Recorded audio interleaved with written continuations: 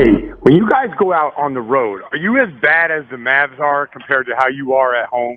I don't understand. I think we're When even I go better. on the road, I feel like I'm pretty good. Like, I like living on the road a little bit. I feel like I'm kind of the same. What is up with the Mavs when they hit the road? But, man, when they're at home, they're like an NBA championship caliber team in American Airlines Center. If we can arena. It is center. It's Arena's in arena's with Miami. those fart heads in Stupid Miami. That's right. Well, that's FTX Arena now. If we can win one more, does that mean you're going to be on your way to Dallas to come hang out with us in studio? Yep. They have to go to the finals. Oh, was that the deal we that made? was the deal, yeah. No, I forgot about that part. So, Yeah. I'll be in there. But I've already told you, I don't think it's been released yet, but I'm going to be doing some extra work in the Dallas area. So you guys will definitely see me. I will definitely be coming by sometime coming up here in the summer. But in the meantime, I just if they can, it's all about making shots. You know, like they use that term "make miss league." It's a make miss league. Like literally for the Dallas Mavericks, if they make shots, the Phoenix Suns cannot beat them. And great performance, Dinwiddie that night, Bullock. It's like when they are doing that, Luka Doncic just becomes that much tougher to stop because he has space to work, and it is still shocking to me every time I watch him play. I kind of laugh in amazement how he can displace people without. It's not LeBron James coming down the floor full head of steam, hits somebody, and the guy goes flying back. Like Luka is like generating this force in no space at all, and guys are like getting lifted off the ground and flying 3 feet back as he goes in for a layup. What a performance by him! And you know me and my relationship with Jason Kidd, man. I'm really rooting for Dallas to beat the Phoenix Suns, but they have to make shots when they go out on the road. Scal, have you ever seen a series where it's gotten to Game 7, where each team has won their home games and each team has won their home game by somewhat of a blowout? There has not been a competitive game, and yet we are heading to Game 7. I think there was if I'm not mistaken, I think there was a series, Cleveland versus Toronto, a couple years back. Maybe it was the Eastern Conference Finals, where it was like 20-point blowouts either way, and I think Cleveland ended up winning that game. And then another one, I was a part of. Do you guys remember in 2008, the Celtics? We really struggled against Atlanta. We would beat them by 30 at home, and we go on the road and we lose by 12, and then they would come back. They were an 8 seed, we were a 1 seed. We went on to win the championship, but it was one of those weird ones where like we couldn't figure out a way to beat them. They played with so much more energy at home, and they went on the road, and they were nowhere close to us when they matched up. But something like this, where it's not like, I wouldn't say it's equal, but it seems a lot closer with these two teams. The best player on the floor is Luka. So when you have the best player on the floor, you like kind of expect that, but I've never seen it where like a team like the Mavs could be like completely different of a team at home. Like once in a while, a game here, a game there, like you expect that, but complete, like if Dallas, lays an egg in 7, I don't think I've ever seen like a series where just like guys cannot make shots at all on the road. We were talking a little bit about this. Mike was listening to the post game, and Chris Paul had mentioned that he just can't wait to get home. And it kind of sounds like maybe he's gassed or something. I'm looking at him; he looks lost out on the court sometimes in this series, and I don't know if it's because of what Dallas is doing to him, or if it's that's just age catching up with him at this point. Well, it's funny, like they say, like, age is nothing but a number. Since turning 37. He's had 14 field goals made, 18 turnovers. And everyone calls this guy like the point god. And like he's had some remarkable performances. You guys saw New Orleans. Struggled 14 for 14 from the field. But ever since he's been playing the Mavs, like he's been bothered. And, like the Mavs have some longer defenders. How about, and I give Jason Kidd a lot of credit. I thought Ntilikina, who I've always liked, was dead to right. Like, I don't know if he was an NBA player.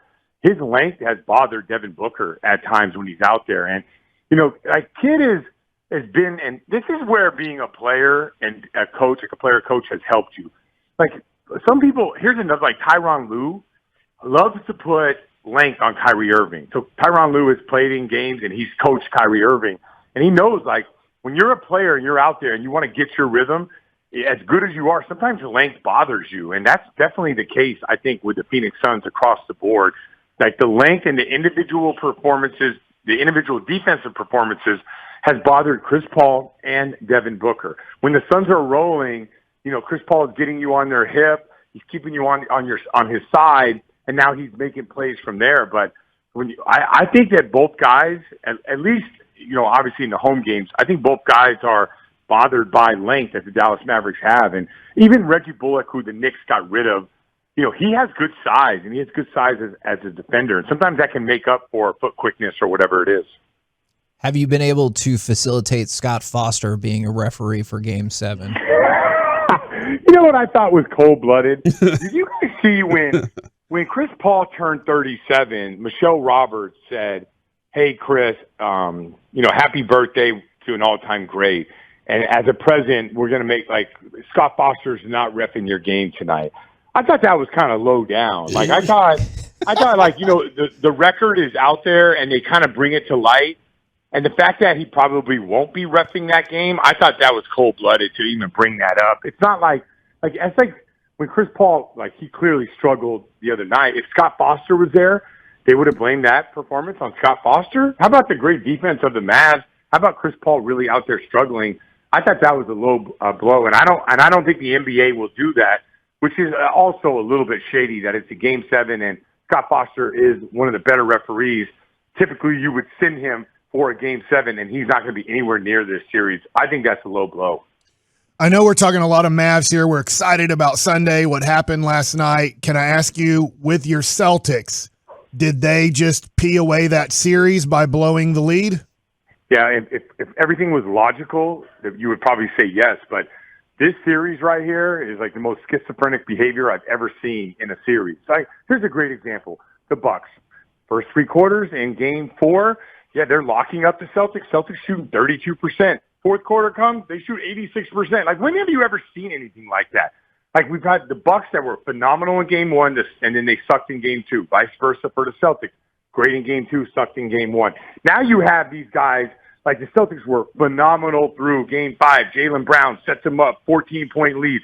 You're bringing in, the almighty Jason Tatum and Al Horford, and you can't close out at home in Game 5. So this year, and I'm just being honest, I have no idea. I have more confidence that I can pick other series than I have what is going to happen in this series. Jason Tatum, the Celtics go small and they get pounded on the glass. The Celtics, and then they decide to go small and play slow. The Bucks, for whatever reason, Jrue Holiday is the best player on the floor in 5. It wouldn't shock me if he lays an egg in 6. So I've covered a lot of NBA. I've never seen this series is right between the ears. And I've never seen a roller coaster series like this for teams that, like you watched Philly and you watched Miami. Come on. We all watch that. We all say Miami's a better basketball team. No matter what happened, Philly didn't lose that game. Miami's better. They won the game. They did what they were supposed to do. This series, I don't think anybody can tell me who the better team is. I don't think anybody can tell me if Middleton played or if Rob Williams played. This series is the most unpredictable series I think I've ever seen. And then when it comes to last night, and I know Miami's better, but and it's my opinion, but I would not want James Harden leading my basketball team in the playoffs. Let me ask you this question. Would you take him, if you're Philly, don't you just have to have him opt into the $47 million for 1 year? And don't you think if you're James Harden and you hear Philadelphia says, hey man, just opt into your contract and we'll reevaluate this thing moving forward. That's not being unreasonable at all. That's not disrespecting James Harden. Just go out there and by the way, I think the NBA should look if I was a GM president, I would look more into this. Why are people signing these players who live kind of this rock star lifestyle? Why are they signing them to 5 years, 6 years, $200 million contracts? I think James Harden, if you gave him 1 year, $47 million, and you say prove it, I think James Harden will be really good next year. And then the following year, I'm not going to give him $100 million, $200 million. I'm going to give you another 1 year, $50 million. And I don't know, if you're an NBA player and you get 1 year, $50 million, you can't say the words, man, these guys are disrespecting me. That's not disrespect. That's just showing how it should be, being conscientious of your salary cap, conscientious of your organization, and having you go out there and prove it the way it should be. You shouldn't pay James Harden $200 million because you told him when you made that trade you're going to do it. Just go out there, be one of the better players in the NBA, get yourself in great shape, take care of yourself, clean up your off-court lifestyle, and I'll give you another $50 million the following year. So that's what I would do if I was Philadelphia. I'm not crossing James Harden off the list. I'm looking at James Harden saying, you got to improve your lifestyle thing. You know, you're not married, you don't have kids, anything. You can't be like burning the candle on both ends. He's a hard worker, but eventually you can work really hard. If you're not taking care of your body, it's going to catch up to you. Man, outstanding stuff right there. And it kind of feeds into some of the stuff that we've, heard or talked about with James Harden. And I guess a lot of people have heard or talked about with James Harden. The Mavericks will keep playing next week or no? I mean, if they do, it's going to, I use this magical number, 13. If the role players, everybody outside of Luka Doncic hits 13 threes, they keep playing. So I'll just give you that. Like, I don't know if, I have no idea if Reggie Bullock's going to go 0 for 6 or Spencer Dinwiddie is going to be a no-show. But I use 13 as the number. If they can make 13 threes as a group outside of Luka, they win. If they don't, if they're like at 8, they're at 10, I don't think they win. So that's kind of like the number I'm looking at. If you believe that those guys will do that on the road, then you believe that they're going to win. But I think this is as clear as that for the Mavs. They're a great team, well-organized, well-coached. Defense is there. They know what they're doing. They do a good job. They have to make shots. And if their role players make shots, I can't imagine Luka, not scoring 40 if he has some space to work. So in an elimination game, as you guys see, the stats are amazing. He got his first win. He needs those guys to make shots. So I'll use that as the number. I will guarantee that if they make 13 or more threes, that they will win at Game 7 and they will continue to be playing. All right. We know what we got to do now. I like it. That's all we got to do. I like it.